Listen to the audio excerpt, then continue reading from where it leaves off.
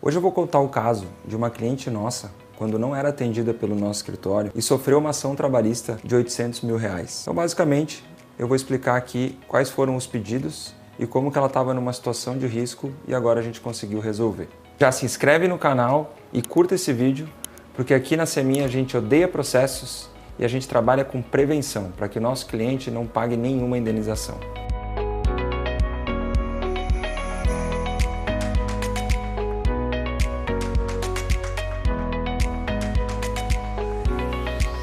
Essa empresa teve que pagar R$800 mil e não conseguiu nem ser parcelado.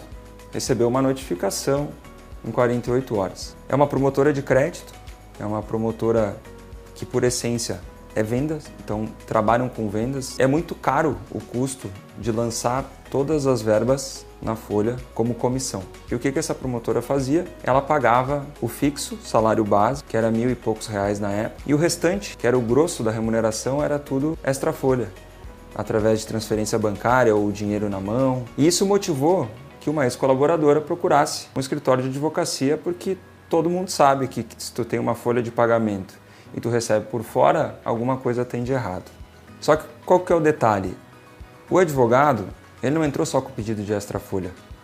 Ele fez um pedido de enquadramento bancário e financiário, alegando que, como a colaboradora vendia produtos e serviços bancários, como crédito consignado, crédito novo, portabilidade, cartão consignado, ele entende que ela deveria estar na categoria dos bancários. E o que diz a categoria dos bancários? Primeiramente que a jornada é de 6 horas. Ou seja, os bancários conquistaram a duras penas, é uma das convenções mais caras do país, eles conquistaram jornada de 6 horas. Então, dentro da lógica de uma empresa pequena, que é uma promotora, que não chega a 100 funcionários, imagina os colaboradores que trabalham lá dentro, que trabalham no mínimo das 9 às 18, todos forem compelidos a ter uma jornada de 6 horas. Significa que todo dia é como se tivesse a empresa ter que pagar 7ª e 8ª hora como extra. Começou então com uma discussão de extra folha que pediu o enquadramento bancário e financiário e ganhou a 7ª e 8ª. Mas além disso, o advogado ele pediu dano moral por ranking, por metas, ameaça de demissão. E ele pediu também a incorporação do salário extra folha nas horas extras. Então significa que uma hora extra, ela não é mais apenas sobre o salário base de R$1.000 e tantos. Como ele ganhou o extra folha, que ele conseguiu fazer a prova, que tinha as transferências bancárias, o salário foi transformado em R$6.500.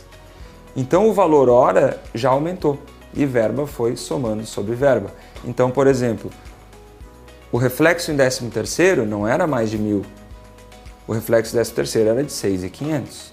O valor do FGTS era os 8% sobre os R$6.500. Além disso, ele conseguiu ainda fazer prova de que o cartão ponto da empresa estava incorreto e colocou uma jornada de trabalho das 8 às 7 da noite com meia hora de intervalo. Somando a 7ª e 8ª hora, ele ganhou 5 horas e meia porque ele invalidou o ponto. E qual que foi, nesse aspecto, o equívoco da defesa? Além de não ter um preventivo forte, com um cartão ponto válido, um cartão ponto estratégico, ou seja, direto no computador, que o colaborador não consegue trabalhar fora dele, os cartões ponto eram britânicos. Cartões pontos britânicos são aqueles com jornada sempre 9 às 18, 9 às 18, 9 às 18. Isso já tem uma súmula, 338 do TST, que invalida por si só, o juiz não precisa nem fazer prova.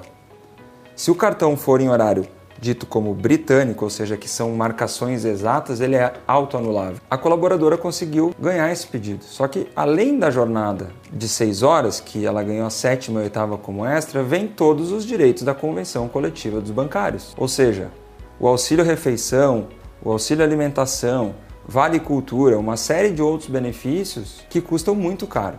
O advogado fez prova na audiência de que ela vendia produtos e serviços bancários. Mas qual que foi o equívoco da defesa nesse aspecto? Quem foi como preposto na audiência foi o próprio empresário. E o que acontece? O empresário ele não tem conhecimento jurídico suficiente para ficar se defendendo de juízo de outro advogado. Então esse é o primeiro ponto. Nós aqui no escritório a gente nunca leva o nosso cliente, a gente leva sempre um preposto profissional, que é um advogado, preparado para responder as perguntas, treinado pela gente também e que conhece o processo. E aí o que aconteceu? Essa empresa teve que pagar R$800 mil e não conseguiu nem ser parcelado. Recebeu uma notificação em 48 horas. E o que a gente fez então, depois que essa empresa nos conheceu? A primeira coisa que a gente foi fazer um trabalho preventivo para estruturar essa empresa. Desde o enquadramento sindical adequado, para que não ficasse à mercê de interpretação de outro sindicato, bancário e financiário.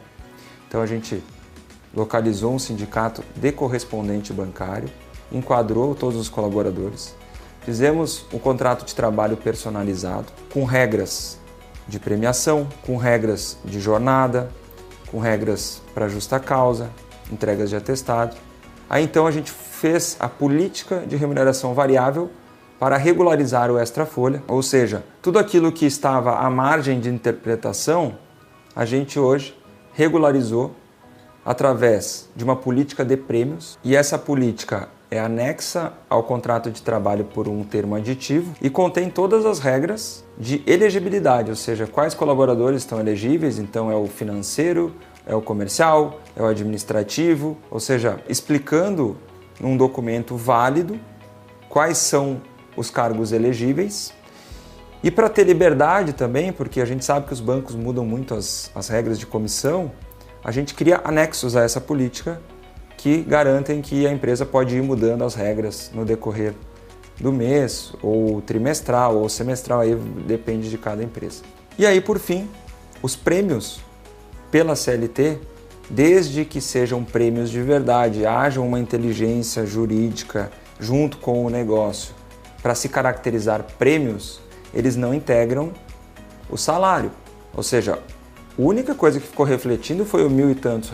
Então, 13º, R$1.000 e tantos, rescisão sobre R$1.000 e tantos. Tudo que era prêmio, a gente conseguiu lançar de uma forma trabalhista e previdenciária a não refletir no salário. E aí, por fim, a gente fez então um regimento interno, formalizamos a cultura da empresa, diversas regras disciplinares, o que é uma advertência, o que é uma suspensão. Embora estejam no mercado financeiro, a gente tem que desenhar para o juiz como é que é essa cadeia de relacionamento.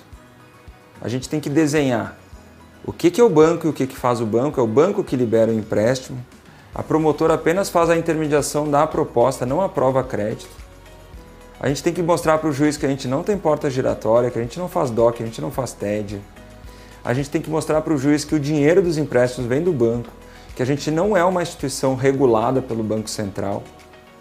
Até o conceito de intermediação financeira que é confundido, ou seja, a gente só intermedia a venda, a gente não intermedia os recursos propriamente dito e ganhamos juros para sermos uma instituição financeira, né? Então isso tudo tem que estar muito claro numa defesa. O que faz um bancário? Um bancário é regulado pelo Banco Central, ele tem que fazer uma prova da Anbima. Ele tem que ter CPA 10 ou 20, a 10 no mínimo. O bancário, ele tem acesso a contas dos clientes. Um bancário faz transferências bancárias, assina termo de sigilo bancário. O bancário, ele faz aplicações de investimentos. Agora, a promotora de crédito, ela simplesmente cadastra propostas e o banco tem que aprovar a proposta. Ou seja, trabalha só na venda, então não tem como comparar o trabalho de um outro. Agora, se tu vai para um processo e aí tu leva lá o empresário sem um treinamento e o juiz olha para ele e pergunta: vocês vendem produtos bancários? E ele está preparado para dizer sim, eu vendo? É uma confissão. E é por isso que eles sofreram essa condenação, eles e tantos outros. Tem casos que levam na audiência o próprio gestor, que confessa extra-folha, confessa cartão ponto, confessa um monte de coisa. Então vejam a complexidade de uma displicência em não ter um trabalho preventivo, achando que aquilo nunca vai acontecer contigo.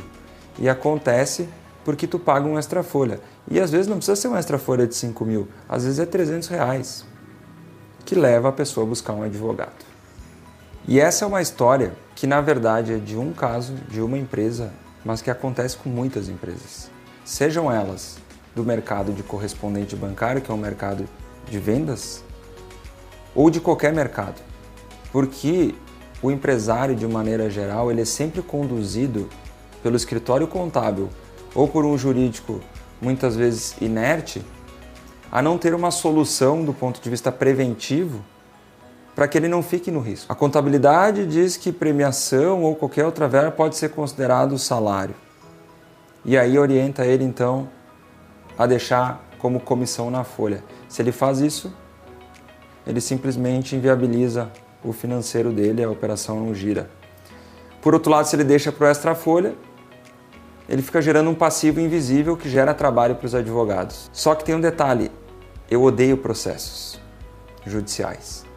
Por mais que eu trabalhe com advocacia e com processos, para mim a maior satisfação é quando eu elaboro uma estratégia para o cliente para que ele não sofra um processo trabalhista. Ou seja, o preventivo é a essência do nosso escritório.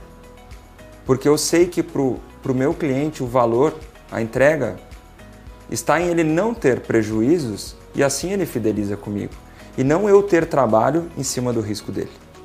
Então essa é a nossa filosofia aqui do escritório e é por isso que a gente criou um planejamento trabalhista que começa do zero e entrega tudo que o empreendedor precisa para poder dormir tranquilo e caso venha uma ação, saber que a gente vai poder defender ele de cabeça erguida, sem medo e até a última instância, não deixando que o colaborador ache que é fácil ganhar dinheiro dele, porque todo mundo entra com ação. A gente vai cansar o outro advogado, a gente vai cansar esse empregado e a gente vai ganhar as ações. E é por isso que é importante a consciência do empreendedor em investir numa assessoria jurídica especializada.